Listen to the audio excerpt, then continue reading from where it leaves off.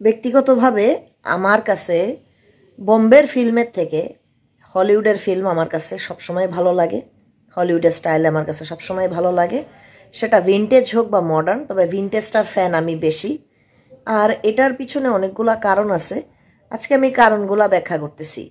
হলিউডের অরিজিনাল নাম হচ্ছে হলিউড ল্যান্ড, হ্যাঁ, যেটাকে পরবর্তীতে যে ল্যান্ড কথাটা বাদ দিয়ে জাস্ট হলিউড নামটা রাখছে ওরা, হ্যাঁ। আর হলিউডের যে নামটা, ওটা একটা পাহাড়ের উপরে লেখা, হ্যাঁ, পাহাড়ের উপরে লস অ্যাঞ্জেলেসের একটা জায়গায় আছে। পুরো জায়গাটার নামই হচ্ছে হলিউড, যেখানে ফিল্ম ইন্ডাস্ট্রিটা অবস্থিত।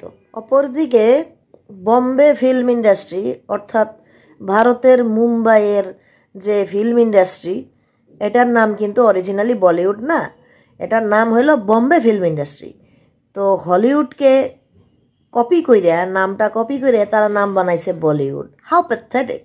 রিজন নাম্বার 2 হচ্ছে বলিউড, আমি বলিউড বলবো না, বম্বে ফিল্ম ইন্ডাস্ট্রি যেটা করে সেটা হচ্ছে, আগে এটা সবসময়ই করছে, এমনকি নামটা শুধু কপি করে নাই, নাম পর্যন্তই সীমাবদ্ধ ছিল না। তারা হলিউডকে এমন এমন কোনো কিছু নাই যেটা দিয়ে তারা হলিউডকে কপি পেস্ট করে নাই।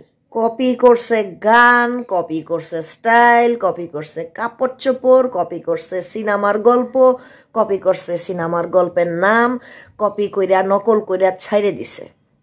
কোন দিক দিয়ে কপি না করছে, কোন দিক দিয়ে আমাকে দেখান। রিজন নাম্বার 3 হচ্ছে হিন্দি ছবির মধ্যে একটা জিনিস আপনারা দেখবেন যে এমন কোনো হিন্দি ছবি নাই যে হিন্দি ছবির মধ্যে গান নাই, বিশেষ করে 5-6টা গান একটা সিনেমার ভিতরে নাই, এমন আপনারা কখনো দেখবেন না।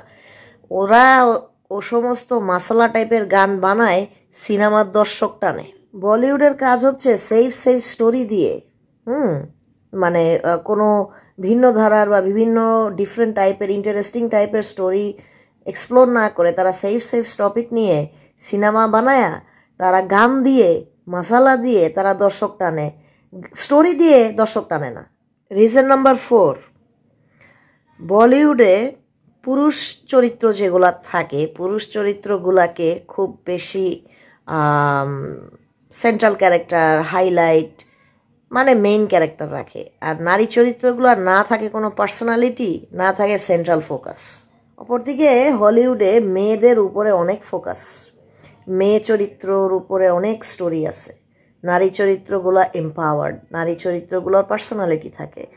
আর ওই যে নায়ক নায়িকাকে বাঁচায়, এই ধরনের জিনিস হলিউডে দেখায় না, যেটা বাস্তব ভিত্তিক এবং সুন্দর। নারী চরিত্রগুলো হচ্ছে রিজন নাম্বার 4। এবার আসি রিজন নাম্বার 5। রিজন নাম্বার 5 যে কারণে আমি বোম্বের ফিল্ম দেখতে পারি না, সেটা হচ্ছে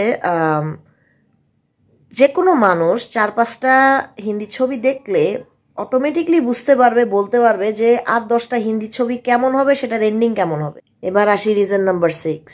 বাংলাদেশের মানুষ কথায় কথায় এখন বলতেছে বয়কট ইন্ডিয়া, কিন্তু ওরা মুভি দেখলে কি মুভি দেখবে? হিন্দি ছবি দেখবে, হ্যাঁ, হিন্দি মুভি দেখবে। আর গান শুনলে কি গান শুনবে? হিন্দি গান শুনবে। ইংরেজি গান কিন্তু শুনবে না, ইংলিশ মুভি কিন্তু দেখবে না। এখন বাংলাদেশের মানুষ বোম্বের ফিল্ম কেন দেখে? এটার কারণ হচ্ছে বাংলাদেশের মানুষ হলিউডের সিনেমাতে যে ধরনের কাহিনী দেখানো হয় সে এবং ইংলিশ ভাষা, যেটা ভাষাগত কারণে ইংরেজি ছবি অত দেখতো না, ইংরেজি ভাষা তো বুঝে না, সে কারণে ইংরেজি গান শোনে না, ইংরেজি ইউটিউব কন্টেন্ট আজও দেখে না ঠিক মতো, ইংরেজি মুভি দেখেও না ঠিক মতো। এই নেটফ্লিক্স আর ওটিটি প্ল্যাটফর্মগুলো আসাতে, সাবটাইটেলের অপশান থাকাতে এখন হচ্ছে সাবটাইটেল অন করে ইংরেজি ছবি দেখে, কিন্তু হিন্দির ক্ষেত্রে তো আর অত কিছু লাগতেছে না।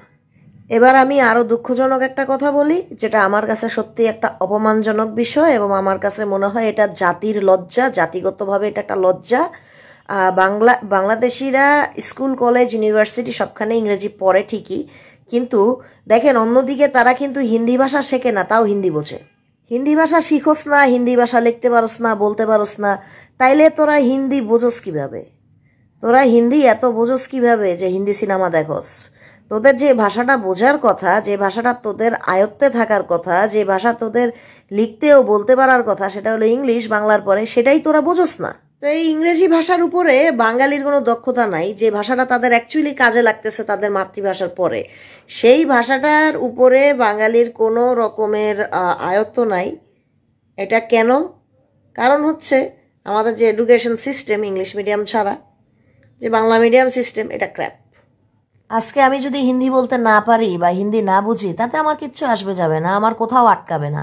কিন্তু আজকে যদি আমি ইংলিশ ঠিক মতো না পারি, আমি যদি how are you, who is that, what is my name, এর বাইরে ইংলিশ বলতে আর বুঝতে না পারি, তাহলে কিন্তু আমি সারা পৃথিবীতে যেখানেই যাই, যে কাজেই যাই, আমি কিন্তু ঠকে যাব।